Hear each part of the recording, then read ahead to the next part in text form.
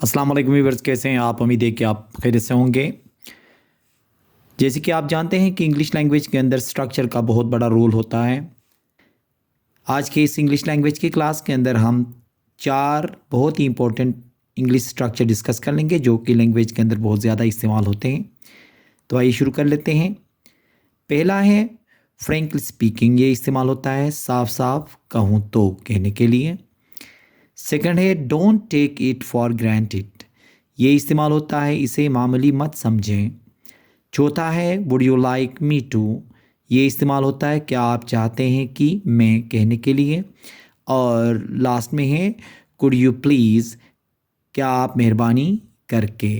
अब ये वाले जो स्ट्रक्चर्स हैं हम मुख्तलिफ एग्जांपल्स के ज़रिए समझेंगे ये कहाँ कहाँ इस्तेमाल होते हैं। पहला है हमारे पास फ्रैंकली स्पीकिंग। ये कब इस्तेमाल होता है देखें।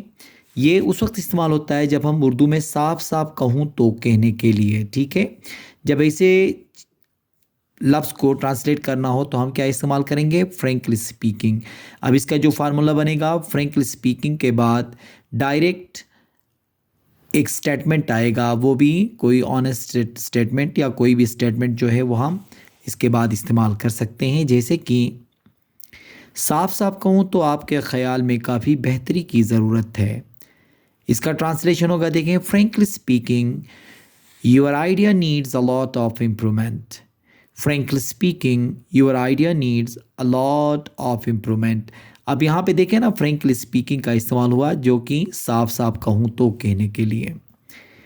दूसरा एग्जाम्पल है साफ साफ कहूँ तो मैं उस पर भरोसा नहीं करता। Frankly speaking I don't trust him.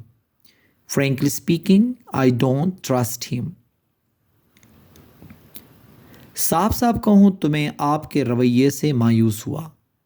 साफ साफ कहूँ तो मैं आपके रवैये से मायूस हुआ। Frankly speaking I was disappointed by your behaviour. Frankly speaking I was disappointed by your behaviour. तो साफ साफ कहूँ तो को ट्रांसलेट करने के लिए हम क्या इस्तेमाल करेंगे? फ्रैंकली स्पीकिंग का इस्तेमाल कर लेंगे।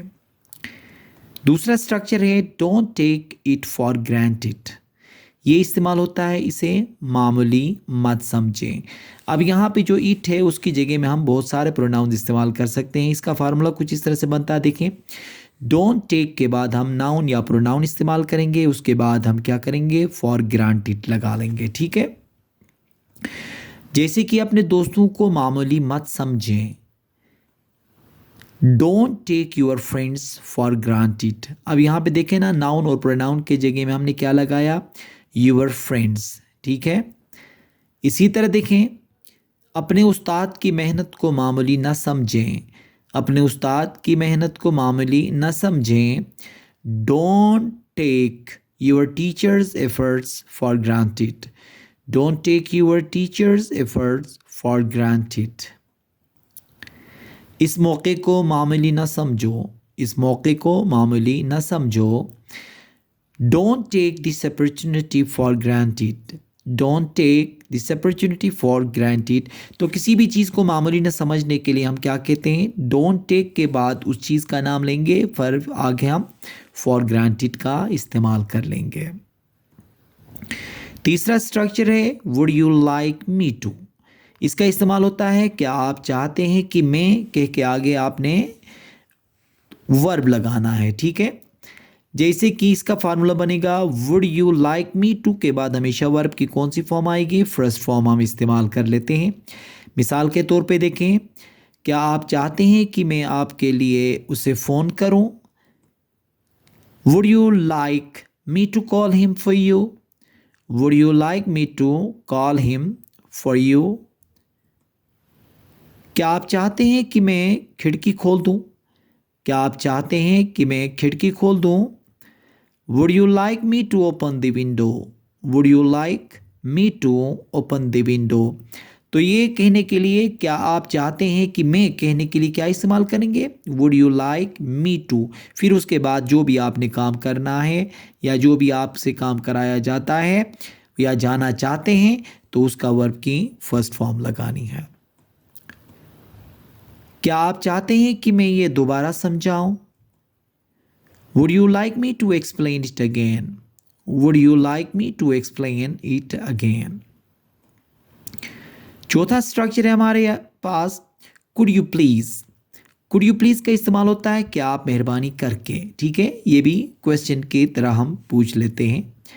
अब इसका स्ट्रक्चर होगा कुड यू प्लीज़ के बाद वर्ब की फर्स्ट फॉर्म लगानी है, ठीक है, ये किसी रिक्वेस्ट के लिए हम हमेशा यूज़ कर लेते हैं।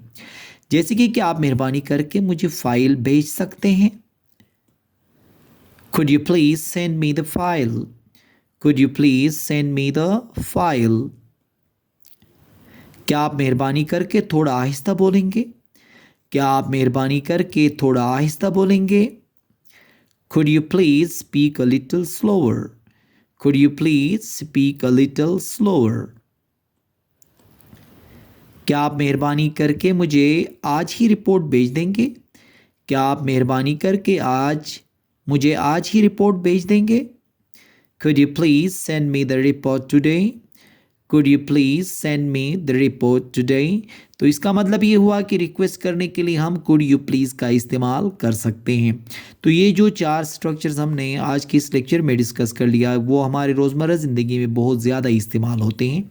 तो इनकी आप प्रैक्टिस कर लें, जुमले बनाइए, एक डायरी आपके पास रख लें जिसके अंदर ये सारे आप नोट कर लें और डेली स्पीकिंग के अंदर इसको ज़्यादा इस्तेमाल करें जिससे आपकी लैंग्वेज बहुत ही अट्रैक्टिव बनेगी और फ्लुएंट बन सकती है।